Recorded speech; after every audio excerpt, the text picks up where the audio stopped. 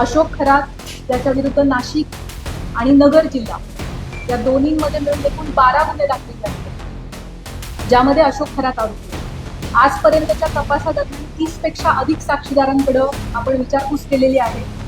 साक्षीदारांकडे आणि पीडितेंकडे आपण ती चौकशी केली. त्यातून आरोपी हा पीडित व्यक्ती आणि कुटुंबाच्या श्रद्धेचा गैरफायदा घेत होता. महिलांना स्वतःकडे दैवी शक्ती असल्याचं भासवत होता. सर्वांना नमस्कार. माननीय पोलीस महासंचालक महाराष्ट्र राज्य यांनी अशोक खरात आरोपी असलेल्या गुन्हा रजिस्टर नंबर 73/2026 या गुन्ह्याचा तपास SITच्या मार्फतीने करण्याबाबत आदेशित केलं होतं. त्यानुसार दिनांक 20 मार्च 2026 या तारखेपासून तो गुन्हा आणि त्याशिवायचे 10 गुन्हे असे एकूण 11 गुन्हे SITकडे तपासाला आहे. सदर विशेष तपास पथकामध्ये तपास अधिकारी म्हणून 2 पोलीस उपअधीक्षक आहेत, जे माझ्यासोबत डोंबिवली इथं उपस्थित आहेत.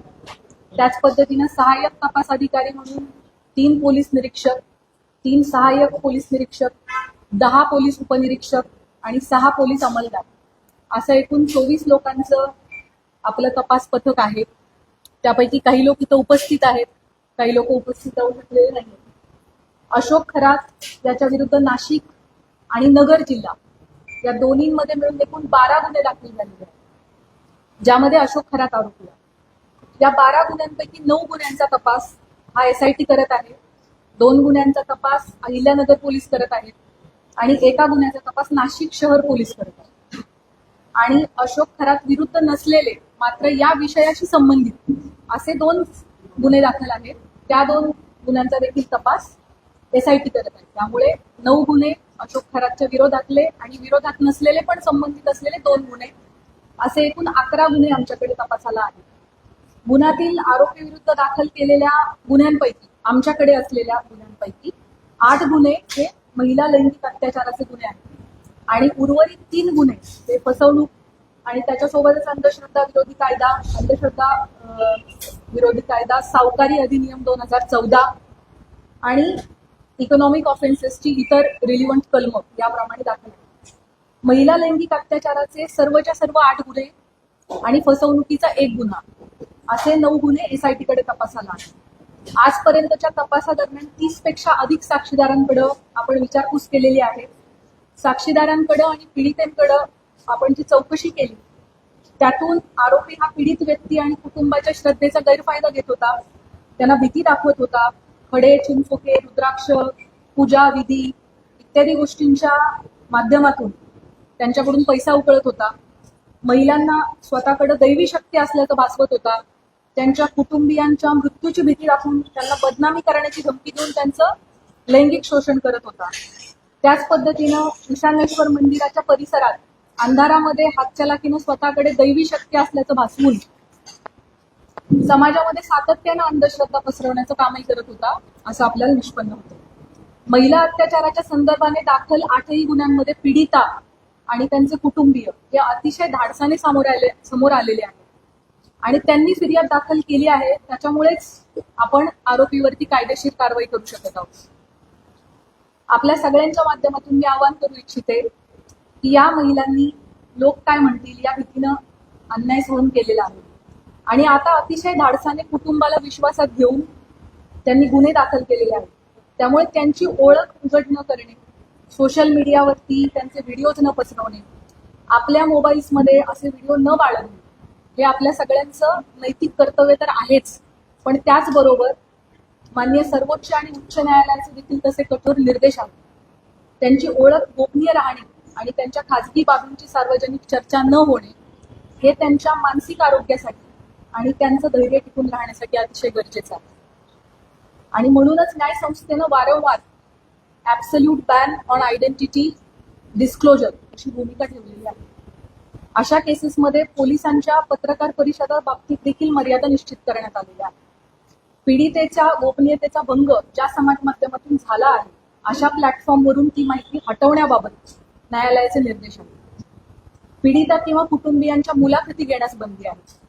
अंतिम निकाल येण्यापूर्वीच आरोपीच्या प्रतिष्ठेला हानी पोहोचवणारे आणि माध्यमांद्वारे चालवणारा खटला, ज्याला आपण मीडिया ट्रायल असं म्हणतो, अशी परिस्थिती निर्माण करणारे किंवा केवळ तर्कवितर्काच्या आधारित वार्तांकन टाळावे असे निर्देश देखील माननीय उच्च आणि सर्वोच्च न्यायालयांनी प्रसारमाध्यमांना दिलेले आहेत. कलम 72 BNS लैंगिक अत्याचाराच्या पीडितांची ओळख उघड करणाऱ्यांना शिक्षेस पात्र ठरवते. अनुच्छेद 21 भारतीय संविधान पीडितेचा जगण्याचा अधिकार, गोपनीयतेचा अधिकार आणि प्रतिष्ठेचा अधिकार यांचे संरक्षण करते. जुलै 2025 मध्ये मद्रास उच्च न्यायालयाने एका महिला वकिलाचे तिच्या संमतीशिवाय चित्रण केलेले खाजगी स्वरूपाचे फोटो व्हिडिओ तात्काळ 48 तासांच्या आत काढून टाकण्याचे आदेश दिलेले होते. अशा प्रकारची सामग्री रोखणं हे राज्याचं कर्तव्य आहे असं न्यायालयाने त्यावेळेला अधोरेखित केलं होतं. SIT कडे असणाऱ्या गुन्ह्यांमधील पीडितांचे आक्षेपार्ह व्हिडिओ जे आहेत जे प्रसारित झाले होते त्याच्या एकूण 4650 लिंक्स SITच्या सायबर टीमने, आपली जी टीम आहे 24 लोकांची, यामध्ये 4 लोकांची सायबर टीम आहे. या सायबर टीमचं पूर्ण वेळ कर्तव्य हे होतं की प्रत्येक काही मिनिटांनी काही नवीन अपलोड झालंय का ते शोधणं आणि त्याला रिपोर्ट करणं. सो आपली ही जी SITची सायबर टीम आहे तिने महाराष्ट्र सायबरच्या मदतीने आतापर्यंत 4650 लिंक्स या डिलीट करून घेतलेल्या आहेत. त्याच पद्धतीने सोशल मीडियावरती आक्षेपार्ह पोस्ट पुन्हा पुन्हा टाकणाऱ्या एकूण 451 अकाउंटला कायमस्वरूपी काढून टाकण्यात आले. पीडितांचे आक्षेपार्ह व्हिडिओ प्रसारित केल्याप्रकरणी आतापर्यंत 2 गुन्हे देखील दाखल झाले आहेत. सदरचे गुन्हे हे सातपूर पोलीस स्टेशन नाशिक शहर आणि कोपरगाव पोलीस स्टेशन अहिल्यानगर या ठिकाणी दाखल असून संबंधित घटकच त्याचा तपास करत आहेत आणि त्यामध्ये आजपर्यंत एकूण 6 आरोपींना अटक देखील करण्यात आलेली आहे. दिल्ली उच्च न्यायालयाने अलीकडेच एका विनयभंगाच्या प्रकरणाशी संबंधित बदनामीकारक स्वरूपाच्या सोशल मीडिया पोस्ट्स काढून टाकण्याचे आदेश दिलेले आहेत आणि आरोपीची प्रतिष्ठा जपण्यासाठी आणि त्याला निपक्ष सुनावणी मिळण्याची खात्री करण्यासाठी न्यायालयाने ही स्टेप घेतली. SIT कडे असणारे सर्वच तपास हे अतिशय संवेदनशील प्रकारचे असल्यामुळे त्याविषयीची जी माहिती आपल्याला सांगणं शक्य आहे ती माहिती मी आपणास याद्वारे दिलेली आहे. आपल्या सगळ्यांच्या मनामध्ये या प्रकरणाविषयी अनेक प्रश्न आहेत, मला त्याची पूर्णतः कल्पना आहे. त्यापैकी बहुतांश प्रश्नांना स्पर्श करण्याचा मी प्रयत्न केलेला आहे. या प्रकारच्या गुन्ह्यामध्ये BNS सेक्शन 93 BNSS प्रमाणे गुन्हा दाखल झाल्यापासून 60 दिवसांच्या आत आपल्याला दोषारोपपत्र दाखल करणं आवश्यक असतं. आपल्याकडचा या प्रकारचा पहिला गुन्हा हा नाशिक शहरामध्ये 17 मार्च 2026 रोजी दाखल झालेला आहे आणि SIT कडे त्याचा तपास 20 तारखेला आला, 3 दिवसानंतर. त्याचे ऑलरेडी 20 दिवस संपलेले आहेत आणि आणखी 40 दिवस अवधी आपल्या हातामध्ये आहे पहिल्या गुन्ह्यासाठी आणि उरलेले 7 गुन्हे आहेत ते देखील पुढच्या आठवडाभराच्या कालावधीमध्ये दाखल झालेले आहेत. त्यामुळे 40 दिवसानंतर पुढच्या आठवडाभरात या उरलेल्या सगळ्या गुन्ह्यांचं देखील डेडलाईन जी आहे ती जवळ येते. त्यामुळे असं आपण म्हणू शकतो की 40 ते 45 दिवसांमध्ये या 8 गुन्ह्यांचा तपास आपल्याला पूर्ण करणं आवश्यक आहे. तरी या सर्व गुन्ह्यांमध्ये चांगले पुरावे गोळा करून तपास वेळेत पूर्ण करण्याची SITचे प्रयत्न सुरू आहे. त्यासाठी सर्वतोपरी प्रयत्न संपूर्ण टीम करत आहे. आपल्या सर्वांना विनंती आहे की पीडितांना कोणत्याही प्रकारे मनस्ताप होणार नाही याची समाज म्हणून आपण सगळ्यांनी काळजी घेऊयात. तुमच्या माध्यमातून हे आव्हान, ही विनंती मी सर्वांना करू इच्छिते.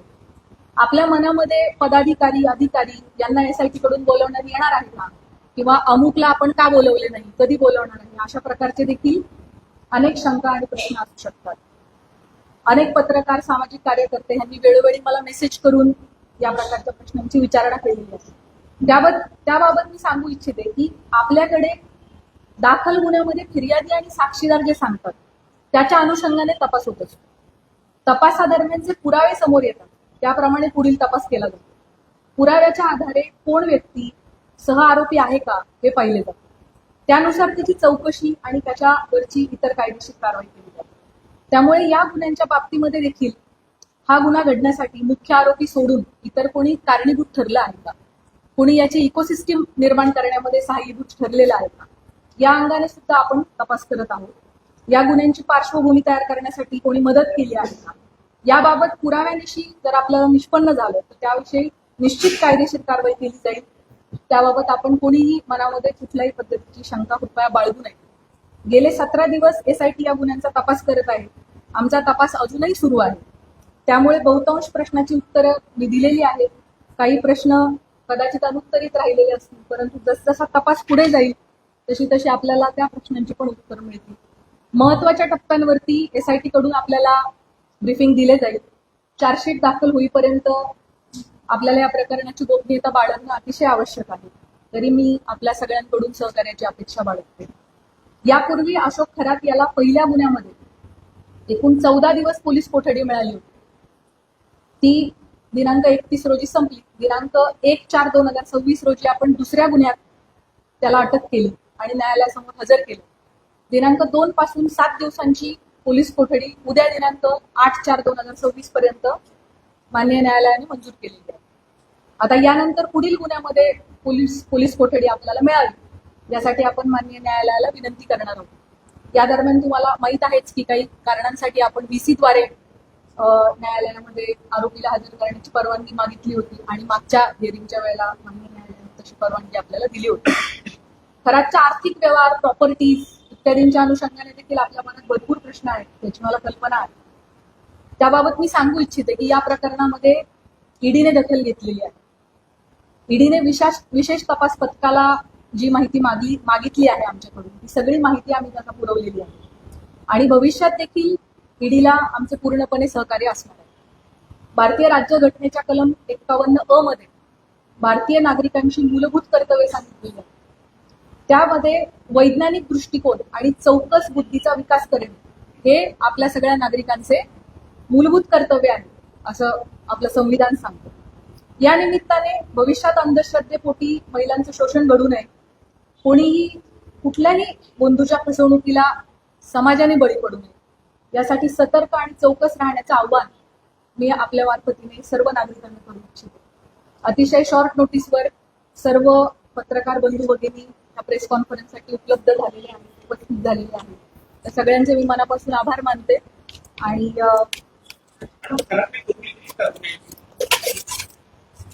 मी जसं सुरुवातीलाच सांगितलं की या गुन्ह्यांच्या बाबतीमध्ये मला जी माहिती आपल्याला सांगणं शक्य आहे ती माहिती मी आपल्या समोर मांडलेली आहे. त्यामुळे आपल्या सगळ्यांनी या गोष्टीची सहकार्य करावे. जोपर्यंत चार्जशीट दाखल होत नाही त्याबाबत काही तपासातल्या बाबींची गोपनीयता ठेवणं आपल्यासाठी अतिशय आवश्यक आहे. आपल्या सगळ्यांचे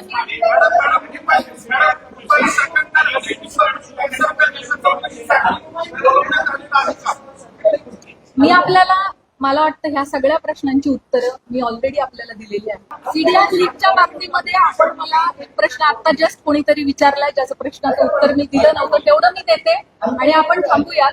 अल्पवयीन यामध्ये कुणीही नाहीये. दुसरा जो प्रश्न सीडीआरच्या बाबतीत याची शासन स्तरावरती चौकशी होत आहे. त्या बाबतीत चौकशीत जे काही निष्पन्न होईल ते आपल्या समोर येईल.